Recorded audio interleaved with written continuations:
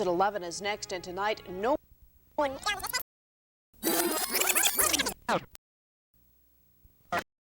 African.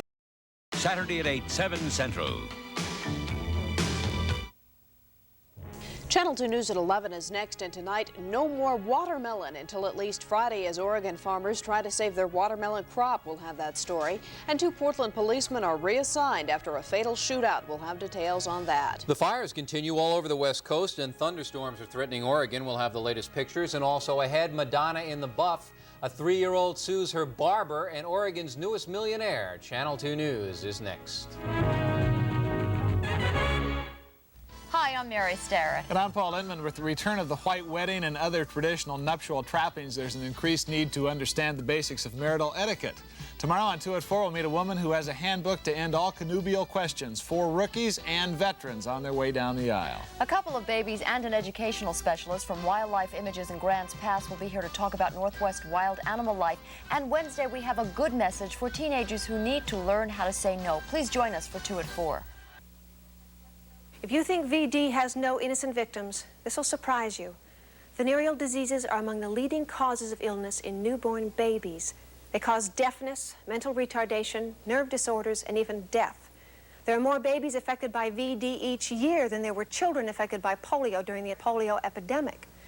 To learn more, call the American Social Health Association toll-free. It isn't shameful to talk about VD. It's shameful to let it harm our children. The Fighting Sullivans, tonight at midnight. This is Channel 2 News at 11.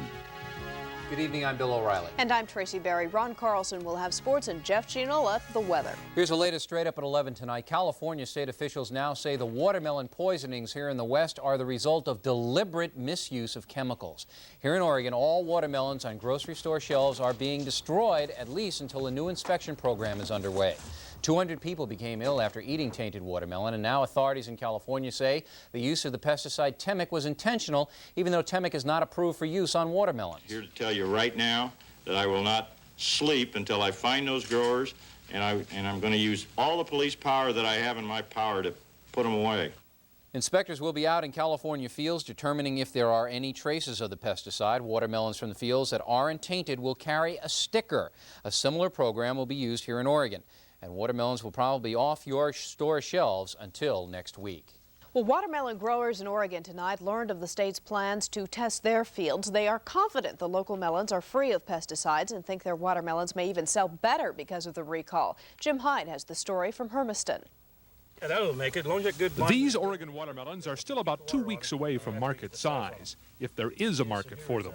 That's been the question for the last week here in Umatilla County, where most of Oregon's more than 1,000 acres of watermelons are growing. For watermelons, we never have used it. Nobody has. We don't use insecticides in watermelons. All the watermelon growers at this meeting agree that the Oregon melons are safe. Representatives of the State Department of Agriculture are here to explain how they'll test to certify the melons are okay. And fruit brokers have come to discuss ways to reassure the wholesaler and the grocery shopper. Well, we expect to start tomorrow sampling soil.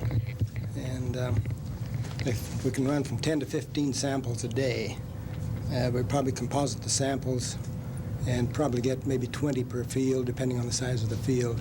Composite those. If they show nothing, probably don't have to go much further. And every load would go with a trip certificate wherever it's going, into Canada or into Montana or anyplace else. The Agriculture Department has offered to supply stickers similar to these for each watermelon. It'll cost growers some extra time and money to apply them, but if it saves the market for his melons, farmer Bob Kenny is all for the idea. That's all I do. I raise watermelons for a living. I've never diversified. I like raising melons, and my family's got over 50 years experience raising them, so... But you must have had some anxious moments last week. Yeah, my blood pressure's been up a little bit. From the last week of July until Labor Day, pickers will be busy trying to get every ripe melon to market, a market which now looks bigger because of the recall. I think it's created a vacuum in the market. I don't think we're going to have enough melons to furnish a fourth of the market, to be truthful with you. Oregon growers say the sandy soil of Umatilla County produces the sweetest watermelons anywhere, and they hope the present crisis might help more people to get that message. Indeed, as long as the ban continues, the demand for these Oregon watermelons could grow when the harvest begins here in a couple of weeks. Near Hermiston, Oregon, Jim Hyde, Channel 2 News.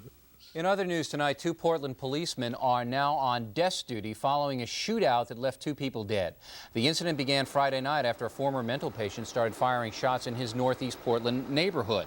Police surrounded the house where 37-year-old Thomas Graves was holed up. Also inside the house, 86-year-old Alberta Tate. Officer Keith Hattori accidentally shot the woman when she tried to leave her home. Mrs. Tate bled to death.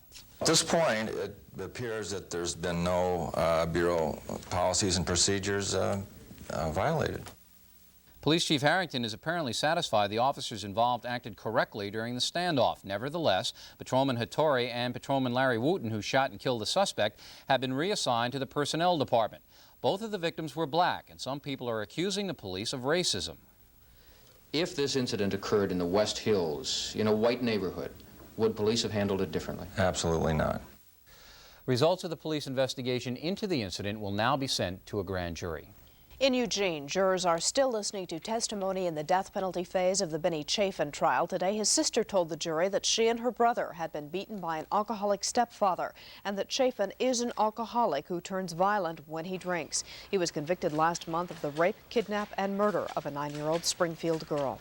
Here in Portland, the man charged with gunning down his former psychiatrist was in court for his arraignment today. John Earl Eaton is accused of walking into the office of Dr. Michael McCulloch and shooting him with a shotgun. Eaton today entered a plea of not guilty to that charge. Eaton was a former patient of McCulloch's and he has a history of mental disorders. Still on crime in Calgary, Canada, Charles Ang has been found fit to stand trial after a mental exam. Ang is wanted for questioning in the murder of perhaps 24 people in California. Police say he is seen on videotape torturing a woman, and he is tied into the sex killings in Calaveras County, California. That's the case where Leonard Lake committed suicide after authorities found bodies on his property. Ang was caught in a shootout in Calgary. His lawyers up there are fighting his extradition to the States. At least 8 people are dead and dozens more injured after an express train going 100 miles an hour crashed into a tractor trailer in northern France today. The train was packed with tourists on their way to Paris when the wreck occurred. Witnesses say the driver of the tractor rig was stuck on the tracks and was frantically trying to break through the barrier when the train hit. The U.S. Embassy in Paris says 5 Americans were among the injured, including Gary Smith from Anacortes, Washington. It was damn, why is this happening to our vacation? Why is this happening now? The train finally stopped when it crashed into a house along the tracks. No one in the home was injured. And investigators say a broken rail apparently was the cause of an Amtrak train derailment in northern Idaho. About 70 people were injured when the Empire Builder went off the tracks early Sunday. Most of the injured were treated and released. Only 11 remain hospitalized. The derailment was the second of the year for Amtrak. The first occurred in April in California. Well, fires are still causing plenty of problems in California tonight. The latest hotspot, the town of San Luis Obispo on the central California coast. A brush fire there has burned 60,000 acres, destroyed 3 homes, and sent 10,000 people fleeing. This is just the latest in a series of fires that has played havoc with the state. More than 1 million acres of land have been destroyed in the past month. And here in Oregon, fire is causing some problems, but none as serious as in California. At least 40 fires are burning right now throughout the state, most of them in the southeast corner of Oregon. 12 rookie firefighters are back in the job in Portland tonight. The recruits were laid off 3 months ago because of a budget shortfall, but after some financial reshuffling, the city came up with $1 million needed to keep the rookies and 22 others on the payroll. I'm thrilled to death to be back. It was something that almost every one of us, I can't think of a single one of us, really have not wanted to do our entire life. We've really wanted to do this type of work. It's very enjoyable and satisfying. Some of us took a heck of a cut in income to, in fact, to be able to do it. And thank God every day that we're back on, and I hope things work out so that our future can be steady and something we can count on for our family and for our sake. The budget issue comes up again in January. That's when the recruits will find out if there is indeed enough money to find them permanent jobs with the Fire Bureau. A controversial book about an unmarried woman who wants to have a baby will remain on the shelves in the Evergreen School District in Clark County, Washington. The book is called Don't Tell Me Your Name by Hollis Hodges. Some parents complain that the book is sexually explicit and they wanted it removed from a junior high school library. Tonight, the Evergreen School Board met to decide its fate. I can't stop him from reading the worst smut in the world, but I don't see using taxpayer money to put it in here where students need it. Don't Tell Me Your Name is a book which allows students to make a choice. Because of the mature nature of the book, it may not be suitable for all junior high students. However, it needs to remain on the shelf at Covington. In the end, the board voted 4-1 to keep the book at the junior high level. Still a lot more to come tonight on Channel 2 News. Controversy in the American Legion as a woman who used to be a man tries to take command of her local post. That story when we come right back.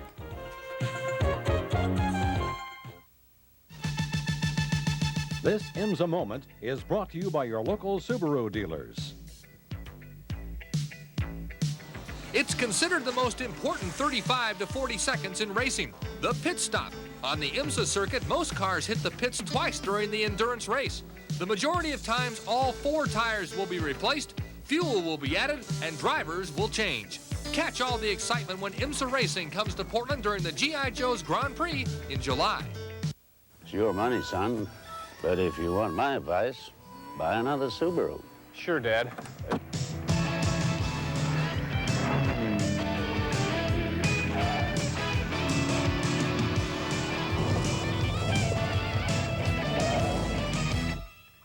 thought we agreed you'd buy a Subaru.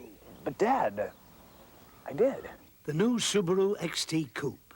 Test drive a Subaru today at the Northwest Subaru dealer nearest you. The legendary kingdom of Camelot. The rain may never fall till after sundown. Richard Harris is the king, Guinevere his wife, Lancelot his friend. If ever I would leave you. Their story, like Camelot itself, is a romance which cannot last forever. Come, share the dream while you can. Live at Portland Civic Auditorium. Charge tickets by phone. Celebrity Attractions, 226-4371. Don't you wish the whole world were as pure and natural as the wheat germ oil and honey in Fabergé organic shampoo? Lush fields of wheat give us pure wheat germ oil, and we blend it with smooth golden honey. These are nature's ingredients captured in a bottle. Fabergé organic shampoo for natural shine and natural body. Fabergé organic shampoo and conditioner. They can make a world of difference in your hair. More tough talk from the president today on terrorism. Reagan naming a hit list of nations that he called a new version of Murder Incorporated. In a blistering speech before the American Bar Association, he accused Iran, Libya, Cuba, North Korea, and Nicaragua of being engaged in acts of war against America. He says when it comes to those countries, the United States has the right of self-defense. So the American people are not, I repeat, not going to tolerate intimidation, terror, and outright acts of war against this nation and its people. And we're especially not going to tolerate these attacks from outlaw states run by the strangest collection of misfits, Looney Tunes, and squalid criminals since the advent of the Third Reich.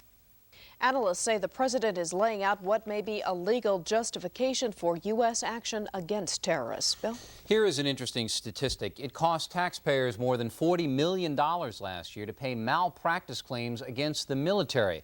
But that figure may be nothing compared to what it could cost this year. Tim Hillard with the story. On any given day, some 750 people are getting care at Madigan Hospital. Nationally last year, some 663,000 occupied military hospital beds. 854 of those patients wound up suing their doctors. Only 331 actually won their suits. Their claims totaled over $41 million in 1984. The year before, 279 patients won over $33 million. In 1982, 273 patients got nearly $29 million. Each year, both the numbers of people suing and the money they get has increased. 1985 will be no exception. So far this year, Madigan Hospital alone has been ordered to pay $16.7 million in malpractice suits. That's almost half of all the claims paid by the entire military in all of last year. The figures sound pretty bad, especially when one considers that we as taxpayers are paying for it all. But you should know the track record for private doctors in private hospitals is far worse. For every 100 doctors in private practice this year, 16 can expect to have malpractice suits filed against them. That's more than double what the military expects. There is one major difference. A large chunk of military patients can't sue their doctors. By law, those on active military duty are barred from seeking damages from the government. But here in Washington, D.C., Congress is now thinking of allowing such suits. For military doctors, that undoubtedly will mean more malpractice claims, and for taxpayers, more malpractice bills. In Washington, D.C., Tim Hillard, Channel 2 News. This next item could be the story of the night. A 3-year-old girl in Los Angeles is suing a hair salon, claiming it discriminates against little girls. Yael Miller says her mother paid $12 to get her hair cut, but only $10 to get her brother's hair sheared. The cutting was done at the Yellow Balloon Hair Salon, and the boy's cut took longer than the girl's. So Yael is suing to try to get those prices the same. So there. And in London, Connecticut, a transsexual has lost her bid to become commander of her local American Legion post. Bridget Poi is a decorated veteran of the Korean War. The 50-year-old Poi underwent a sex change operation 12 years ago. She campaigned on her ability to recruit more Vietnam War vets into the post, but Poi lost out to the incumbent commander by a vote of 25-13. Poi says she's not disappointed because the election brought attention to the issue of sex changes, and she plans to make another run for the job next year. And still to come on Channel 2 News, Jeff Gianola will tell us how hot it's going to get tomorrow, and the hottest woman in rock is about to bear all. The story when we come back.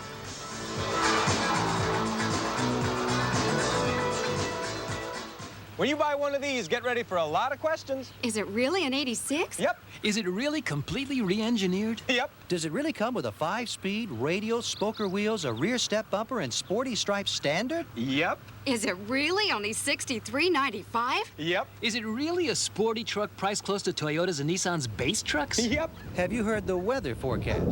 Nope. Get a lot of value at your Northwest Mazda dealers now. If you've been longing for delicious Alaskan snow crab, your ship has just come in. Sizzler brings you the snow-white meat of snow crab, steamed right in the shell. And now you can dive into Sizzler's succulent, steaming Alaskan snow crab. Plus a thick sirloin steak at a snappy little price at the steak, seafood, salad Sizzler. They're back! No matter how many times you spray for fleas, they always come back. They're back. Because the eggs in your carpet keep right on hatching. They're back! But now there's new improved Strike Flea Ender Spray. New Strike kills more fleas faster than ever and kills hatching fleas for 4 months. Strike could keep your flea problem from ever coming back. Fogger, liquid, and spray. Strike Flea Ender keeps fleas from coming back. They're gone! Who's there helping Mom when she's up with the sun? Who helps her make lunch, great tasting and fun? Who's there when Mom's not, to help us eat well? His first name is John, his last name's Morrell. As a matter of fact, next to a dad, John Morrell is the best friend a Mom ever had. Who answers Mom's wishes with all of these dishes? You got it!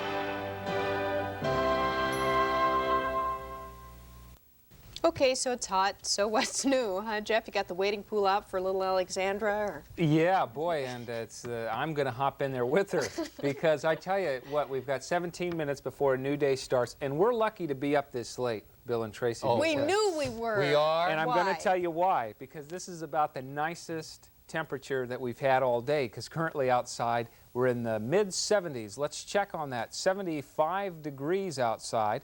Now there's the barometer and the humidity and the freezing level and the winds out of the northwest at 6 miles an hour. How hot did it get?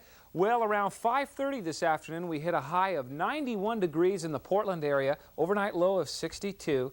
You might have a little trouble sleeping tonight because it's going to be hot out. So far, we've had 31 dry days in a row. Now, I do want to say currently the airport is reporting a little thunderstorm. We've had a lot of weather watchers call in the eastern sections saying that as they look up towards the mountains, they see some thunder and lightning. And we predicted that we are going to have a little bit of that activity over the next 2 days in the mountains and in sections of eastern Oregon. Now, 9 o'clock, our sunset. Let's take a look at the temperatures. And once again, some lightning reported and thunder in the foothills of the Cascades and in the Cascades, also in the Baker area around 5 o'clock. Boy, they had a pretty good one out that way dumped a little rain. Cascade Locks reported a little rain, about 2/10 of an inch. 98 degrees at the Dalles. Look at all these warm temperatures throughout the Northwest. In the hundreds in eastern Oregon. Pendleton 90 degrees.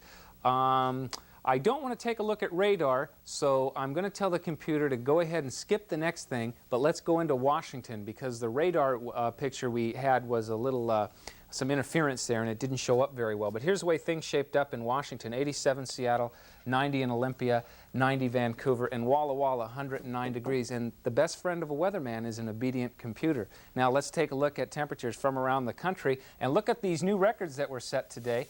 These are just a few of the cities. There were over a dozen cities, but look at Seattle tied a record. Lewiston, Idaho, 104. Phoenix, 115, and Goodland, Kansas, 105. So these are just some of the records. Very hot weather across a wide portion of the country, not just here in the Northwest. Let's take a look at some satellite pictures now. Here's the latest one right here. Clear skies over Oregon. Now here's where we're picking up a few light little thunder showers. And right around here, right on the foothills of the Cascades, you can see that. Here's the area that brought the thunder showers to the northeastern section of the state. That's now moving into Idaho. You can see that right there. But generally, another nice, hot day tomorrow.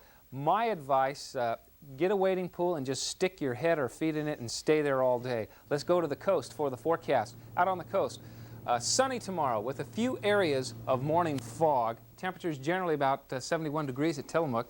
West of the Cascades, sunny and downright hot tomorrow. Look at Medford, 99 degrees. Up in the mountains, sunny and warm tomorrow. Once again, we do have a few isolated thunderstorms tonight, and that'll be the same case tomorrow. In the Gorge, sunny and hot tomorrow. A few isolated thunderstorms tonight. East of the mountains, sunny and hot. We had a few isolated thunderstorms, the same tomorrow. And Portland, Vancouver, thunderstorms near the foothills tonight, but sunny and hot again tomorrow. We'll go for a high, oh my, of 92 degrees, and you don't even have a chance to cool off. It's only 75 outside right now, so I don't know what. I probably will go in there, sleep in the refrigerator tonight. And Bill's going to stick his head in the waiting pool. You're not going to sleep in the refrigerator. Don't believe him. He's not going to. You're going to go home, put on the air conditioner, and just sack out. Come on, you're an affluent guy. No, you'll have someone fan you, some servant, because I know you have servants. Okay. Thanks, Jeff. In our People segment tonight, singer Madonna may not be the material girl after all. Apparently, Penthouse magazine has some pictures of Madonna wearing no material whatsoever. Good old Bob Guccione, everybody's favorite, says he will publish 17 pages of Madonna with no clothes on. The photographer who took some of the pictures is suing Guccione, saying he didn't give his permission to have the shots published. Madonna herself isn't talking, but her press agent acknowledges the singer did pose nude for art classes when she was a teenager. Someone who has seen the pictures says they are, quote, in good taste, unquote. Yeah. And rock singer Billy Joel plans to donate the profits from his new record to help suicidal teenagers. Joel says he almost committed suicide as a kid, and now he wants to help organizations that are involved in suicide prevention. Okay, from Madonna, from the rock world. There's the segue test of the world from Billy Joel suicide into sports. Now, yeah, there is no. Well, I was going to kill myself if that game went any longer tonight. There we How about go. That? That's pretty good. That's pretty 3 good. hours and 20. Tracy and I watched the whole game every game, and we had a little scorecard, but it was a little long. Yet? I think that was We loved it. Wouldn't you say? You loved it? Yeah. Keep up the wisecracks. We'll make it longer next week. How about that? 16 innings next week. Would you like that? Wasn't it a little long? Even for a fanatic like you? A little long, you're right. In sports tonight, Portland's Dale Murphy pulls farther in front in the National League Home Run Derby, and an old veteran gets another chance. We'll pitch Sports Your Way in just a few minutes. Lately, we've heard a lot about the treatment of alcoholism and drug abuse. Some tell you that if the alcoholic doesn't stop drinking, they'll die. True. Others tell you that if they do stop, everything will be great. Not necessarily true. But they don't tell you that not every treatment program is for everybody. So please, before you get help for someone you care about, ask about Turnaround, a complete program where treatment is tailored to the individual. Anything less just isn't enough. When you've got a business to run, you've got to watch every penny. And pick a partner you can count on. The 1985 Toyota Standard Bed truck has the power and the payload to handle the job. And all the toughness that's made Toyota the #1 selling small truck in America. Payload and power make the $59.98 Toyota Standard Bed a partner that's worth every penny. Oh, oh, oh, oh, what a feeling, Toyota. Thanks a million, Publishers Clearinghouse. Thanks a million, Publishers Clearinghouse. Publishers Clearinghouse, the sweepstakes that's already given away $10 million. It's coming July 10th with a new super prize of $2 million all for you. So wait for it. Watch for it till you see the sign, then enter, and you could join thousands of winners and say, Thanks a million, Publishers Clearinghouse. There's no place like our house. Enjoy sunshine service to the most exciting cities in the West.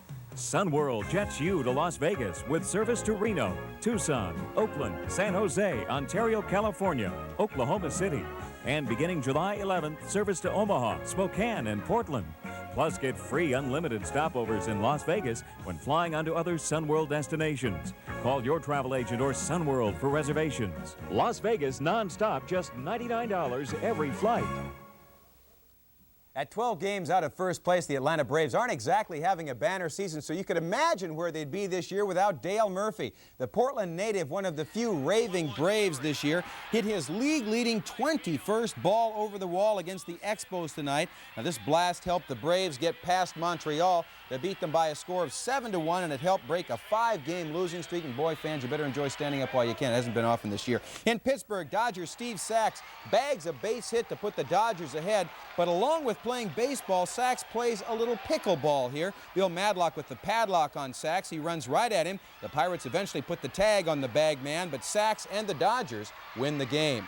Now, the old shock absorber test in Houston tonight in the Astrodome. Mike Schmidt hits a long ball toward the wall. Watch Ty Gainey perform the spring test on the center field fence. Some bends, but no dents, and no ball either. The Phillies score. And in St. Louis, the runaway choice for National League Rookie of the Year, Vince Coleman, runs his way into a rundown here. The Giants take turns trying to catch him. Coleman finally gets pickled. Come on, you guys, catch up with him, will you?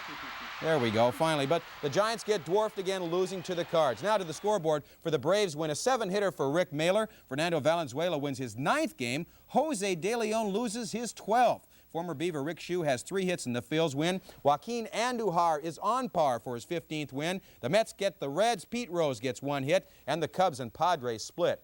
It would have been a great night to have a seat in Section 505 at Tiger Stadium tonight. Carlton Fisk shows you why on this swing. He aims it straight for Section 505, and the bleacher feature is a ball for a fan and a 1-0 lead for Chicago.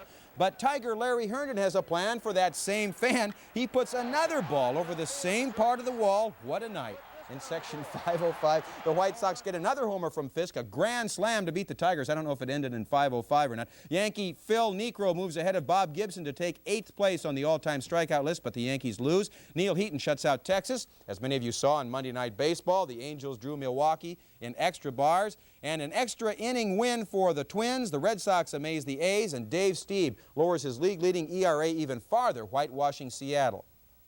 Well, the California Angels didn't think he could pitch anymore, but it looks like the Oakland A's may disagree. Oakland announcing late today they will give Tommy John a chance to make their ball club during a workout. The A's stopped short of saying the veteran left-hander had signed with the team, saying some administrative details needed to be worked out. The 42-year-old John, who was released by California on June 14th after compiling a 2-win, 4-loss record, is looking forward to the challenge. I've started for 21 years. I pitched out of the bullpen a few times, but I think my strengths lie as a starter. I think I can pitch out of the bullpen and help the team out between starts, but I think my strengths are starting. And in the Pacific Coast League tonight, the Beavers broke a 6-game losing streak. They beat Albuquerque by a score of 7-6. As Tracy just pointed out, Joaquin Andujar could win 30 games this year. He could. That's right. I wasn't really keeping count. I just know those things in my head. Yeah, knowing it's almost halfway through the season. Being such a sports nut Good that job, I am. Good job. Thanks, Ron. You're welcome. We have some other local news tonight. Fatalities are up overall on Oregon highways, but the number of alcohol-related traffic deaths are down. A new study is taking a look at the tough new Oregon drunk driving law. That law provides strict penalties for driving under the influence. Statistics show that drunk driving arrests dropped 14% in the first 6 months since the law was in effect. Authorities say the higher fatality figures are the result of more people driving too fast. More taxes on the way in Oregon. Governor Atiyeh signed a tax increase today. The average family of 4 with an income of $25,000 would pay $77 a year more in state income tax. But Gary Marks of Portland is trying to stop that hike. His group needs 41,000 signatures to refer the tax boost to the voters. Gary has until September 20th to get those signatures, so you might be hearing from him. And coming up next on Channel 2 News, meet the man with the $1 million magic touch. He's a popular guy these days, and we'll have that right after these announcements of interest. But, you know. Yeah, he's ready. How does it feel when the phone rings and it's for me? Who's batting? Who am I facing? Nervous? I want that nervous edge. Come on, let's go get him. Keep cool. Keep cool. Keep it down, buddy. I can't trust what I got in the bullpen. Here goes nothing. Sports Illustrated. Get the feeling. Pop, what you doing? Going to tell Oregon about the new lottery game. Huh? The sky's the limit. You could be the one to win it. Pop, what's up? The prizes! Now you can win up to $10,000 instantly if you match 3. You could be the one to win it. Just $1 a ticket. Pop! Hey, how high can the jackpot go? Who knows? The sky's the limit. You could be the one to win it. But you have to play to win. For a limited time, Wendy's breakfast is yours for a song. Only Wendy's. Wendy's French toast is now 99 cents. Only Wendy's. 99 cents for a scrambled egg platter, too. Only Wendy's and Wendy's alone. Our breakfast sandwich, 99 cents. Wendy's breakfast, yours for a song. For only you. Oh, that was a great dinner. Wow, it's time to clean up. Let's go. What's the rush? Mickey's coming over. Mickey? Okay. 409's powerful grease cutter start to work before you start to wipe. Way to hustle, Dad. Who's Mickey? 409 even cuts easily through greasy grime. Terrific. Sorry you have to rush off. Will somebody please tell me who's Mickey? Hi. Hi. Formula 409 starts to work before you start to wipe. An Oregon farmer has become an instant celebrity and an instant multi-millionaire after cracking that huge lottery jackpot of $7.4 million. Dick Anderson reaped the biggest harvest ever this Saturday, and he says he just knew he was going to win. So how do you keep them down on the farm in Canby after they've become a multi-millionaire? Anderson says that's not a problem because now the farm will be his. One of his first payouts from the initial $298,000 check will take care of the mortgage. I like farming. I mean, I just wish, you know, there was more money in it. Of course, if you don't owe anything, farming can be pretty profitable. No doubt. Anderson says he also plans to buy some new tractors and pickups, and why not? Maybe another farm. Well, I like Dick, and I'm glad he won. You know why? Why? They told him to wear a tie and jacket to the little lottery. Wouldn't do it. Wouldn't do it. Showed up in a little sweater and shirt. Way to go, Dick. Glad you won. Knew he was going to Enjoy win. the loot. That's right. Thanks for watching. We'll see you tomorrow. Good night. Good night. The controversial issues this year before the Supreme Court.